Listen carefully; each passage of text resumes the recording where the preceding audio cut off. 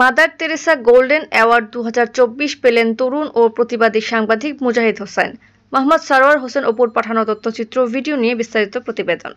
সাংবাদিকতায় বিশেষ অবদানের জন্য মাদার তেরেসা গোল্ডেন অ্যাওয়ার্ড 2024 অর্জন করেছেন বদলগাছি মডেল প্রেস ক্লাবের যুগ্ম সাধারণ সম্পাদক ও জাতীয় দৈনিক সূর্যোদয় পত্রিকার নওগাঁ জেলা প্রতিনিধি তরুণ ও প্রতিবাদী সাংবাদিক মুজাহিদ হোসেন।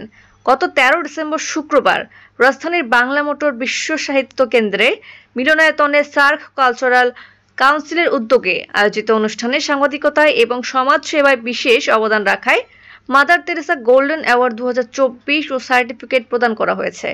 তরুণ ও প্রতিবাদী সাংবাদিক মুজাহিদ হোসেনকে অ্যাওয়ার্ড প্রদান করেন অনুষ্ঠানের প্রধান অতিথি সাবেক ধর্ম ও প্রাণী সম্পদ মন্ত্রী এম নাজিম উদ্দিন।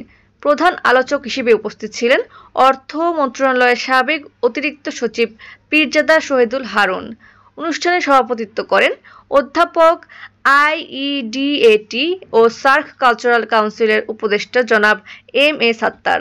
সাংবাদিক মুজাহিদ হোসেন 1990 সালের 5 জানুয়ারি নওগাঁ জেলার পত্নীতলা উপজেলার আমাইর ইউনিয়নের অষ্টমাত্রায় গ্রামের গরিব পরিবারে জন্ম।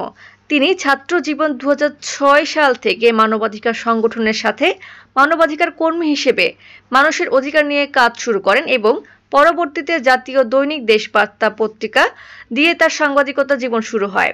পর্যায়ক্রমে বেশ কয়েকটি অনলাইন নিউজ পোর্টালে জেলা প্রতিনিধি হিসেবে কাজ করেন তিনি। এরপর যোগ দেন জাতীয় দৈনিক সূর্যোদয় পত্রিকায়।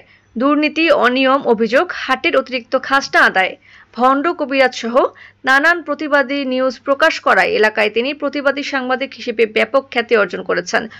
অনিয়ম দুর্নীতি নিয়ে প্রকাশিত মুজাহিদ হোসেনের অনুসন্ধানী প্রতিবেদনগুলো এখনও সর্বমহলে প্রশংসিত। তিনি বাংলাদেশে পেশাদার সাংবাদিক সংগঠন বাংলাদেশ মফস্বল সাংবাদিক সোসাইটি রাজশাহী বিভাগীয় কমিটির যুগ্ম সাধারণ সম্পাদক এবং বদলগাছি মডেল প্রেস ক্লাবের যুগ্ম সাধারণ সম্পাদক পদে দায়িত্ব পালন করে আসছেন।